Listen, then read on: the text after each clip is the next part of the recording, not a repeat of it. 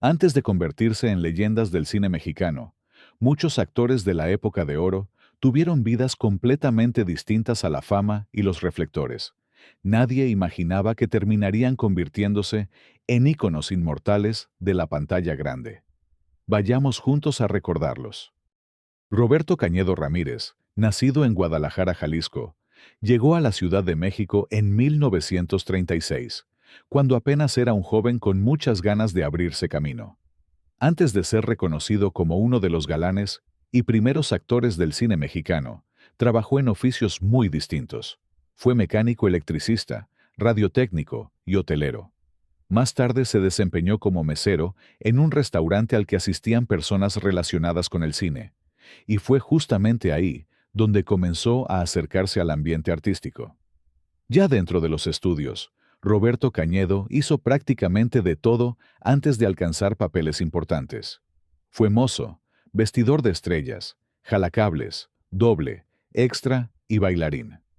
Su debut en el cine llegó en 1938, en papeles pequeños, y durante años participó en producciones donde fue ganando experiencia hasta convertirse en una presencia reconocida de la época de oro. También incursionó en la radio como cantante y actor de radionovelas. Su voz elegante y varonil le ayudó mucho, tanto en el cine como en el teatro, la radio y más tarde la televisión. Además, Roberto Cañedo tuvo una faceta poco conocida, la de inventor. Patentó varios inventos, entre ellos algunos relacionados con el medio artístico y técnico, lo que muestra que no solo era actor, sino un hombre curioso, práctico y creativo. Silvia Pinal nació en Guaymas, Sonora, pero creció en la Ciudad de México.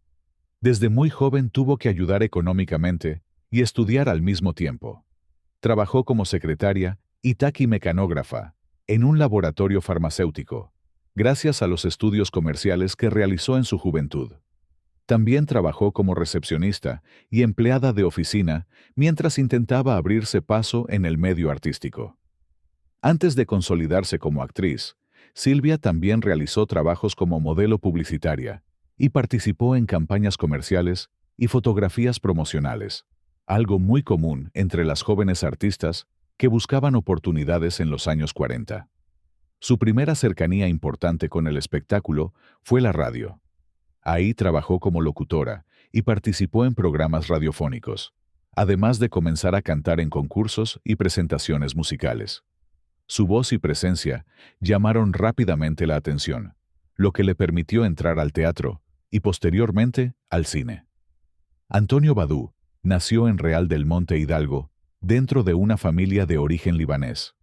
Antes de llegar a la fama, trabajó como panadero y también como dependiente de una tienda, oficios sencillos que formaron parte de su juventud antes de emigrar a la Ciudad de México, donde se instaló en una vecindad del barrio de la Merced.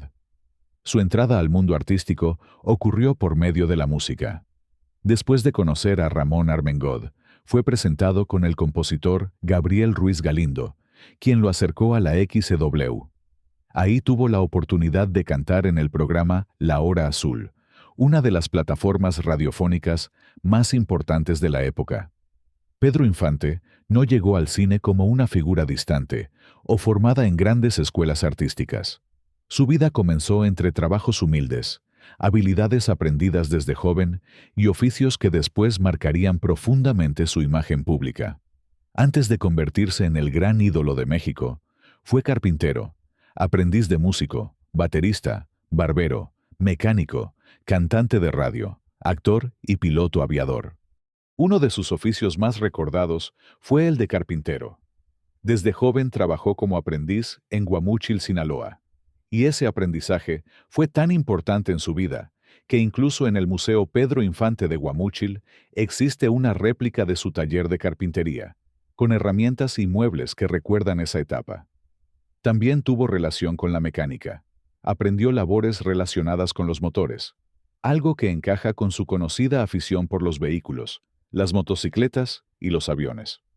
Otro oficio fue el de barbero o peluquero, para ayudar al sustento de su familia.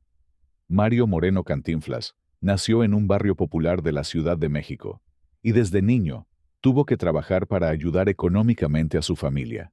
desempeñando oficios como bolero, mandadero y ayudante en distintos talleres. También trabajó en carpinterías, zapaterías y aprendió algunos conocimientos de sastrería y mecánica.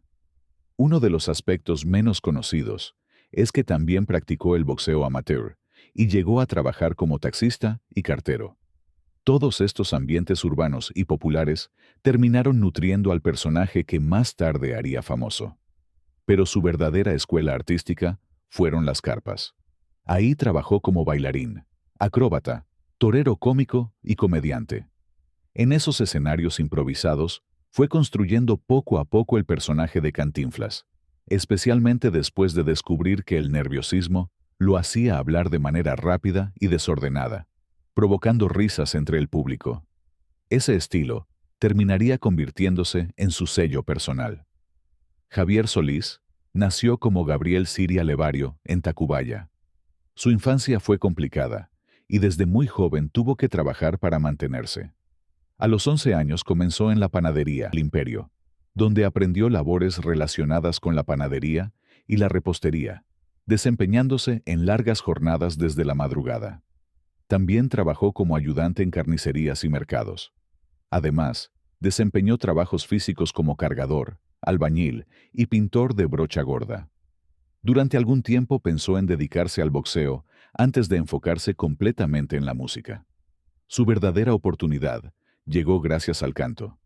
Comenzó interpretando canciones en cantinas, restaurantes y pequeños establecimientos nocturnos. Más tarde, ingresó al ambiente del mariachi y poco a poco fue desarrollando el estilo que lo haría famoso, el bolero ranchero. Su voz elegante y profundamente melancólica lo convirtió en una de las figuras más importantes de la música mexicana de los años 50 y 60. Ramón Valdés, recordado eternamente como Don Ramón, no fue un actor que llegara a la televisión desde una vida cómoda. Al contrario, su historia estuvo marcada por el trabajo, la sencillez y una vida bastante parecida a la de muchos personajes populares que después interpretó.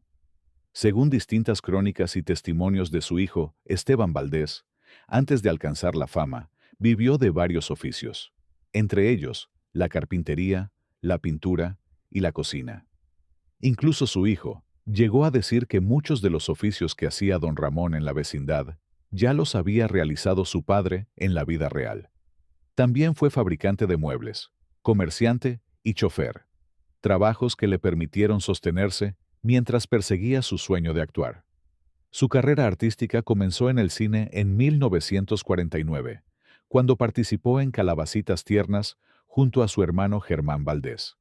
Germán Valdés nació en la Ciudad de México, pero pasó buena parte de su juventud en Ciudad Juárez, Chihuahua, una ciudad fronteriza que influyó enormemente en su estilo, lenguaje y personalidad artística.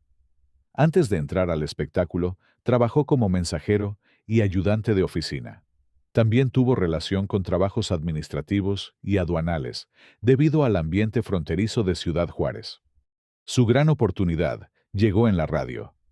Tintán comenzó como locutor en estaciones de Ciudad Juárez, donde poco a poco empezó a desarrollar el personaje del Pachuco, mezclando español e inglés con gran naturalidad. Además de presentar programas, cantaba, improvisaba y hacía imitaciones. Esa etapa fue fundamental, porque ahí nació gran parte del humor que después lo haría famoso en el cine. Más tarde, trabajó en teatros y carpas como comediante, cantante y bailarín. Su enorme carisma llamó rápidamente la atención de productores cinematográficos, quienes lo llevaron al cine en los años 40. María Félix nació en Álamo, Sonora, dentro de una familia acomodada comparada con muchas otras figuras del cine mexicano.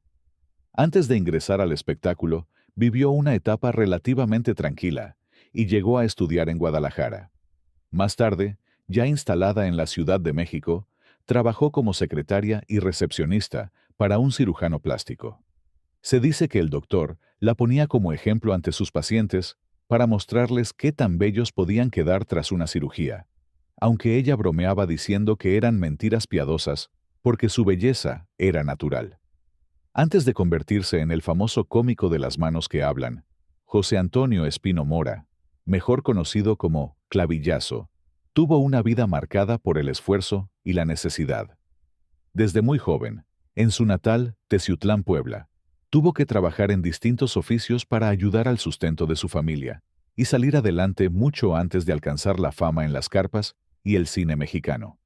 Uno de sus primeros trabajos fue en la carnicería de sus padres, donde comenzó a trabajar desde los 10 años para apoyar económicamente a su familia. También aprendió labores relacionadas con la panadería. Ya instalado en la Ciudad de México, y mientras buscaba una oportunidad en el ambiente artístico, recorría calles y carpas vendiendo perfumes para poder sobrevivir. Era una época difícil, en la que alternaba cualquier trabajo con su sueño de dedicarse al entretenimiento.